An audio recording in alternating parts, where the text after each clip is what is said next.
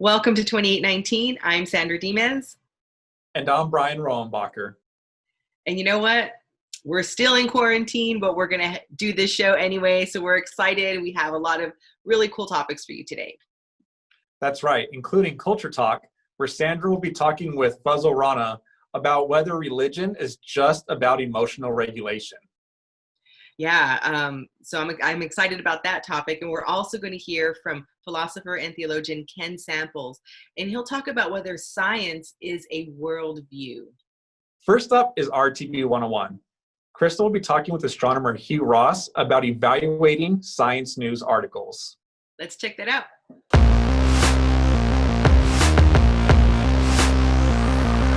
Now it's time for RTB 101, where we discuss practical questions to equip you to share your faith more effectively.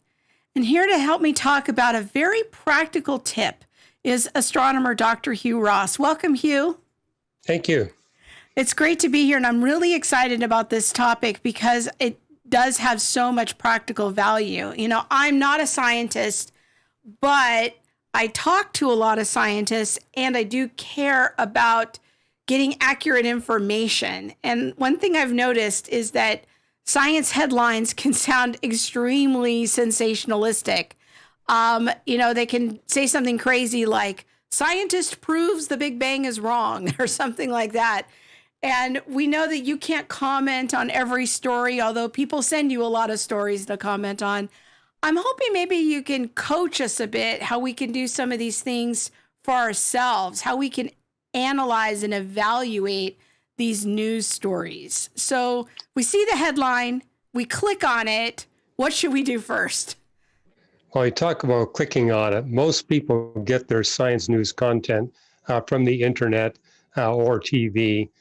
And, often when a discovery of major significance comes out, you're going to see dozens and dozens of internet articles. But my counsel is only trust those articles where they give you a link to the actual research paper. And sometimes they'll wait until the paper's been peer reviewed. Often they'll pick up on a preprint or an announcement, but there again, you want to see, okay, they gave me a link to a preprint. Look at the preprint at the front page, see if it's been accepted for publication. If it's been accepted for publication, that gives it a higher level of credibility. But personally, I never trust a web article where they don't give me a link to the actual research, the actual published research. That's really good advice. So if the news article doesn't link me to the actual peer-reviewed paper, that should be a red flag for me as a layperson. That should be a red flag. And I'm okay with them giving a link to a preprint, but I want to see that the preprint's been accepted for publication in a mainstream journal. Right. And that's a really good tip too. As I'm looking at the peer-reviewed article, what should I look for? Like, how do I know if this is a good journal or not? Well, every journal has its own purpose. And so, yes, you want to see what journal it's being published in. For example, if it's published in Physics Letters B, that's a journal that accepts theoretical physics research papers, typically of highly speculative nature, but they're encouraging that speculation because they want people to see some of the new thinking, the new mathematics, but you need to take that into consideration when you read articles, say, in that journal. And when you look up a journal, they always have an editorial page which describes their philosophy of what they publish and what they don't publish. So I look at that. And also I would depend on sites like the NASA archive site and PubMed. These are archive sites where they literally archive hundreds of thousands of research papers they keep up to date. The NASA site basically focuses on the physical sciences, PubMed on the life sciences, and they got great search engines. If the discovery's been announced, you want to type that in and see what other papers have been published. You want to get an idea of the consensus of the scientific community and see if this is an outlier or if it actually fits in with what other researchers are discovering. That's a really good tip too of just, is this kind of the first one that's come along, or is this one of many papers that scientists have been diving into recently or over the years? Now, when I take the time to actually look at the peer-reviewed article, what can I do if I don't understand the science? Maybe it's a bunch of equations or something. Is there any kind of shortcut or any hope for me in trying to understand what the article is about? Well, every science research paper comes with a short abstract, usually a paragraph long, which is designed to give to non-experts kind of the bottom line of what they discovered. And the rule in the scientific community is whatever the journal, that abstract is available free to the public. Yes, you may have to pay $30 to read the entire paper, but you can always get the abstract without charge. And then again, I would encourage you want to look at other papers and read those abstracts as well. And some journals actually split it up where they've got kind of like, a non-technical summary and then the abstract. They actually give you two abstracts. Proceedings of the National Academy of Sciences, for example, always gives you a shorter abstract that's really geared for the person who's not a scientist. Now, why do we at Reasons to Believe put so much emphasis on these peer-reviewed articles? Like if people read your blog posts or Dr. Rana's blog posts, they're going to see links to this peer-reviewed research. Why do we emphasize that so much? Well, for this very reason, every article that Reasons to Believe publishes on any kind of scientific topic, we give extensive citations to the scientific literature, and we give you a link which allows you to go immediately to that paper and see for yourself what we're claiming in our short article actually is fairly representing what's in that peer-reviewed science research paper. We have another policy. We never just cite one paper. We give you several papers relevant to that topic, written by different authors, so you can kind of get a sense of what the entire scientific community thinks on that topic. And I imagine that's really going to help me if I'm sharing the article with a non-Christian friend. That's going to build credibility for them. Yeah, if you're sharing with an engineer or a scientist, they're not only going to want to see a citation to a peer-reviewed paper, they're going to see citations to papers written by other scientists that may hold a slightly different perspective or may be providing confirming evidence. That's what they're going to be looking for, and that's going to buy you a lot of credibility when you share your faith. Thanks, Hugh. This has been a really practical segment. And I do want to encourage all of you, if you haven't yet done so, go check out Hugh's blog. Just search for Today's New Reason to Believe.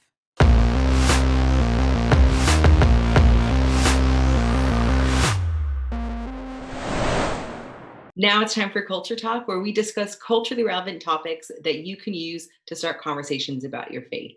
And I'm joined today with biochemist Fazale Rana. Thank you, Fuz, for joining us. Thanks for having me, Sandra. You know, I'm really excited to talk to you about this topic. I stumbled upon an article, probably when I was supposed to be editing, but I found an article and it says, religion is about emotion regulation, and it's very good at it. And I was fascinated by it because it kind of unpacks all of these points from a naturalistic perspective, that religion is good because it regulates our emotion, but it really doesn't have any other thing to stand on besides that. So we're going to go kind of through these points one by one, and then get your perspective on them. So one point that they bring up is that religion is, again, just about regulating our emotions. And the argument is that it steers us toward charity, compassion, cooperation through this system of carrots and sticks. So really, we're like children being motivated to behave through religion and for our reward. So how would you respond to that from a Christian perspective?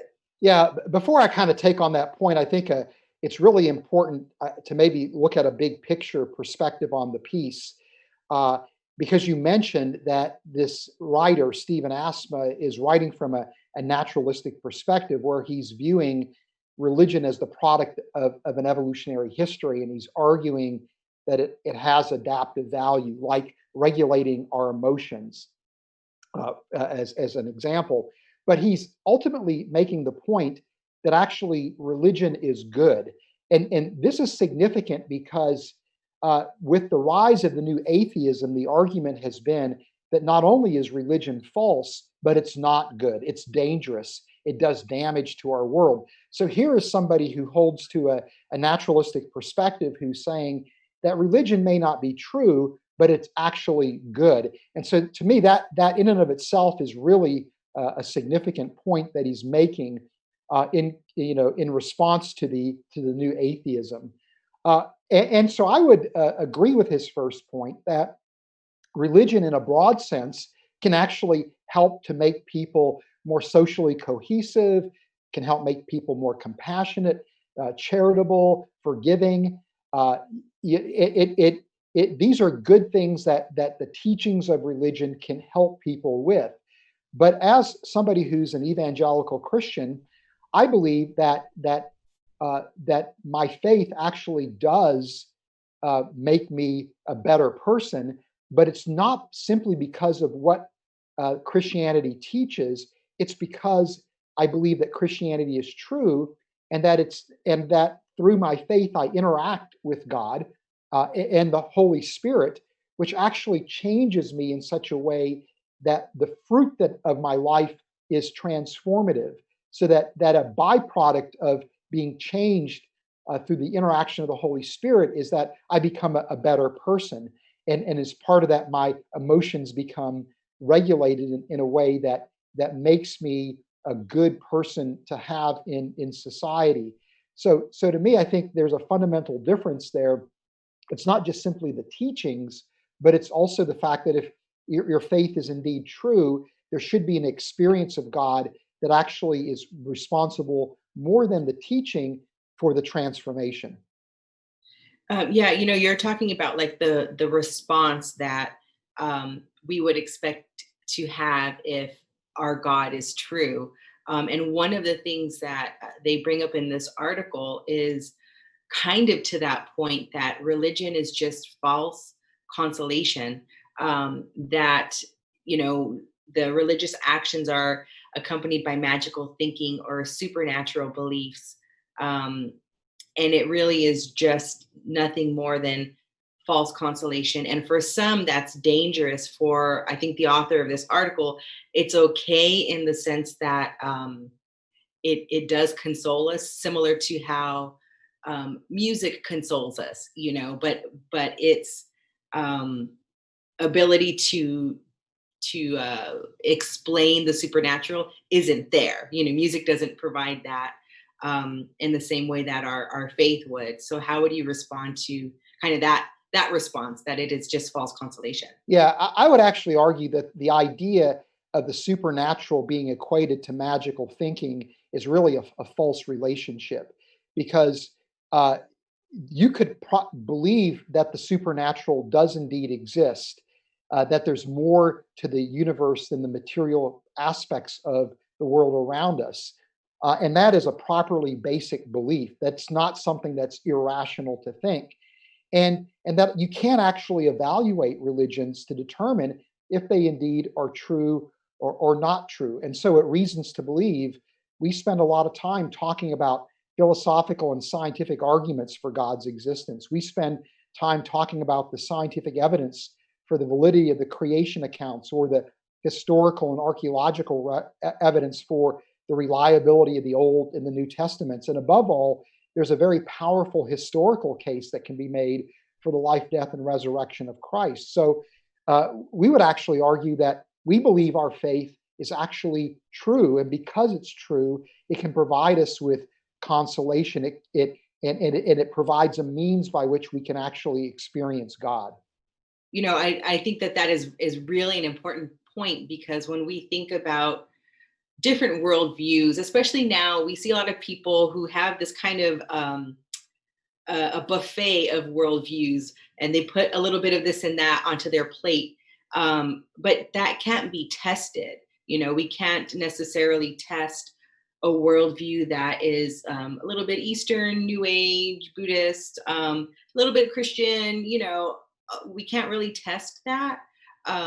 So I think that, yeah, absolutely, when we do talk about these challenges, and they're good challenges, I think those are important questions that we do need to be equipped to know why we believe our faith is not only testable, but also based on sound reason.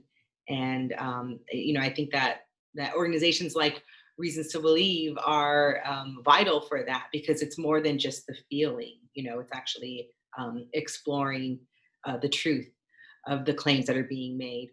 One of the other claims, and I do want to touch on this because I think that for many of us, it's very relatable. It's that religion is just a means to cope with death.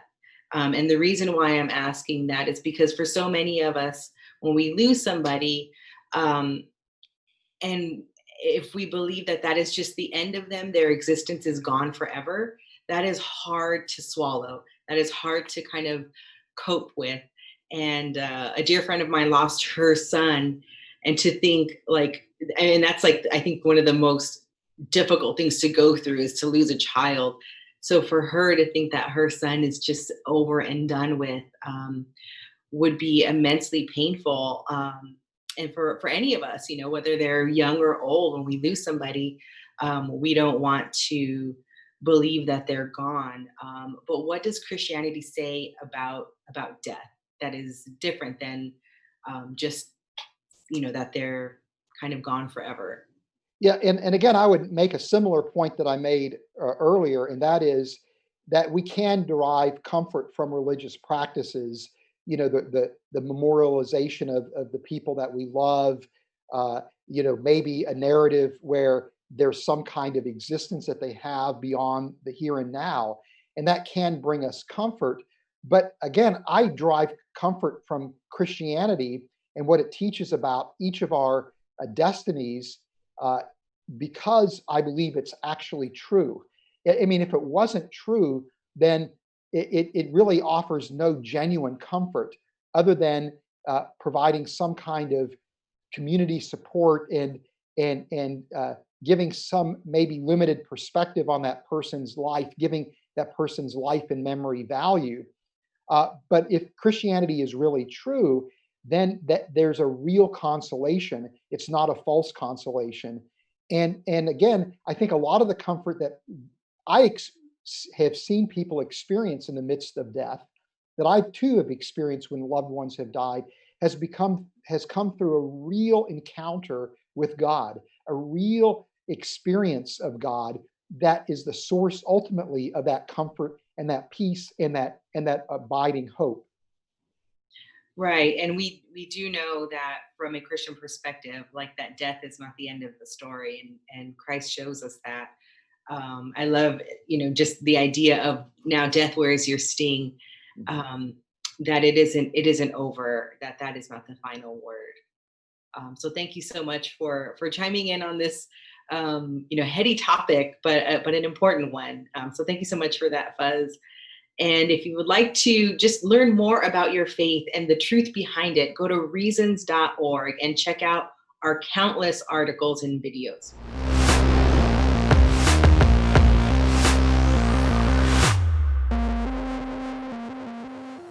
Hello, Jeff Zwerink, and welcome again to Give and Take, the segment of our show where we explore important scientific ideas to help you be more confident in the truth of Christianity.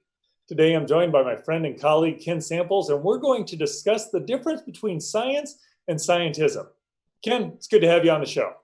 Pleasure to be with you, Jeff. I recall, and this is going to date me a little bit, but when I was younger, there would be these commercials come on where people would be talking and they talk about financial stuff. And one guy would go, well, my broker's E.F. Hutton, and E.F. Hutton says, and everybody would get quiet. Yeah. E.F. Hutton talks, people listen. Right. And I've noticed that science is a lot like that when science says something, people listen. So my question to you, is that a good thing or not? Yeah, that's really a good question. I think that science does carry a unique authority. I've even said that, scientists are kind of the new priests. In the Middle Ages, when priests spoke, people kind of stopped and listened. I think today, scientists are in a very strong authoritative position. And I think that is good, but it also needs to be checked and evaluated. So let's explore what's good about that. Why is it that we ought to listen to what scientists have to say? What does science bring that we should listen to it? Well, I think that science is one of the greatest achievements of human beings. I mean, the natural sciences. Why? Because it gives us genuine knowledge about the natural world.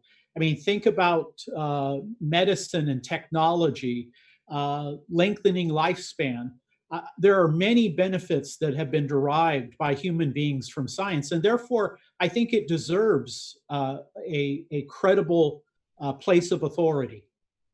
Well, it seems like my understanding of science and the way I've approached it is that science provides this tool to check our explanations against the real world, and so in that sense, it seems to be science has this power to tell us what's true, and if we're about listening to what's true, that would be a really good thing. Yeah, yeah, and I think that science as a disciplined practice.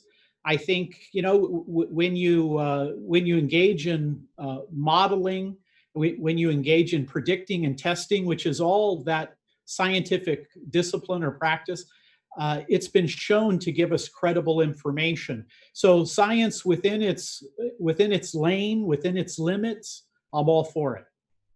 So science has this practice of putting forth explanations, putting forth models, making predictions, testing them, verifying, seeing what's going on in the real world. Yeah. That seems a very good thing. But there's this kind of term that sounds very similar called scientism, which I think you would argue is a bad thing. So what distinguishes science from scientism?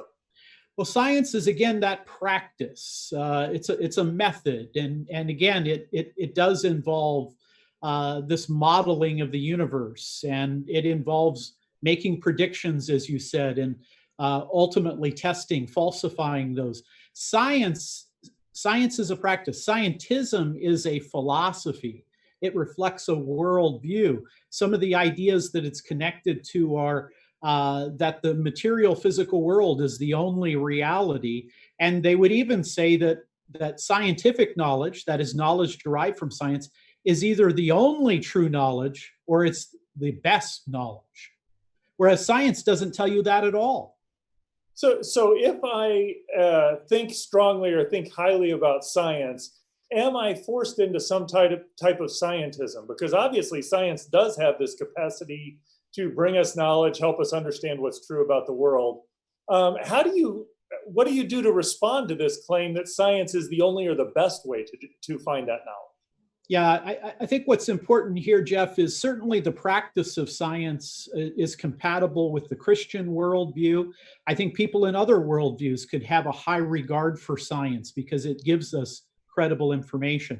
I think, however, when people move further down, they take science out of its lane and move it into philosophy, when they start saying, well, the only knowledge you really can have that's reliable is scientific knowledge, or when they tell you this physical world is all there is. I mean, there's no scientific experiment that can or will tell you this world is all there is. And in fact, the idea that knowledge is only profitable if it comes through an experiment, that was never derived through an experiment. So these ideas of scientism, I think, exaggerate the role of science. And I think a Christian should always value and appreciate it, but we don't want to take it out of its lane. We don't want to make science and make it into scientism. So as a Christian, as we're engaging with people who might have scientism type views, how do we recognize that, and what are some suggestions you would give at how to counter that to maybe help the person see that they're conflating science with scientism? Yeah, I think it's a good practice to simply say, look, Lawrence Krauss said that the only way you can have knowledge is through experiment. My question for Lawrence Krauss is, what experiment told you that? Or if some secular scientist like Stephen Hawking says, well, the universe is all there is. Well, what particular part of science told you that? I think that helps to show that those ideas are more of a philosophy of life. It's not strictly in accord with the scientific practice. I think that's a good point. I think there are people who are definitely about advancing the agenda. it does seem to me that the more popular science, or as science is popular in the culture, and you have some of these more outspoken scientism promoters, it seems like there's just going to be people that we encounter as we're talking that kind of have this belief that, yeah, science is the best way, and if science really can't weigh in, we shouldn't believe it.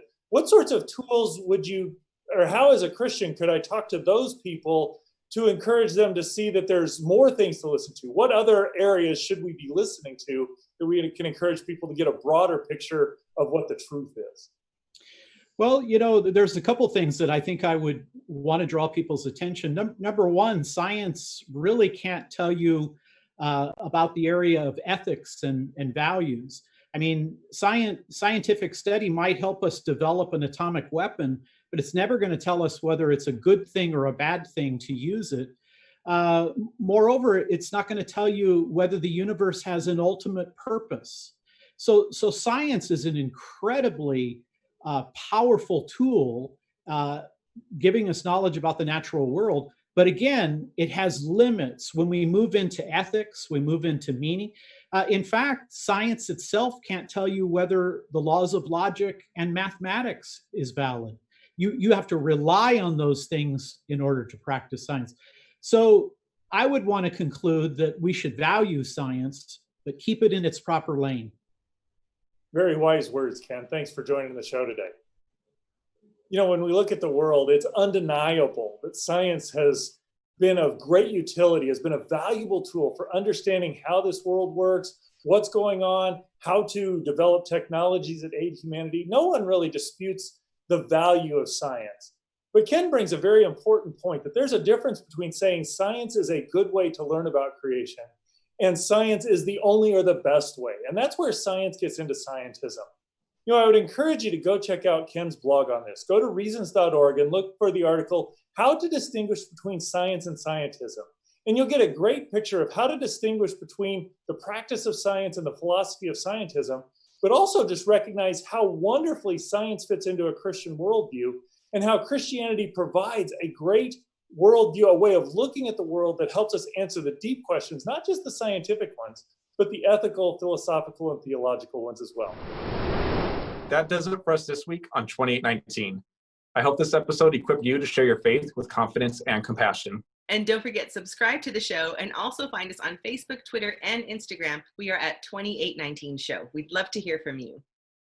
And if you like the audio version of this show, you can get it wherever you listen to your podcasts. Just search Reasons to Believe Podcast. We'll see you next week.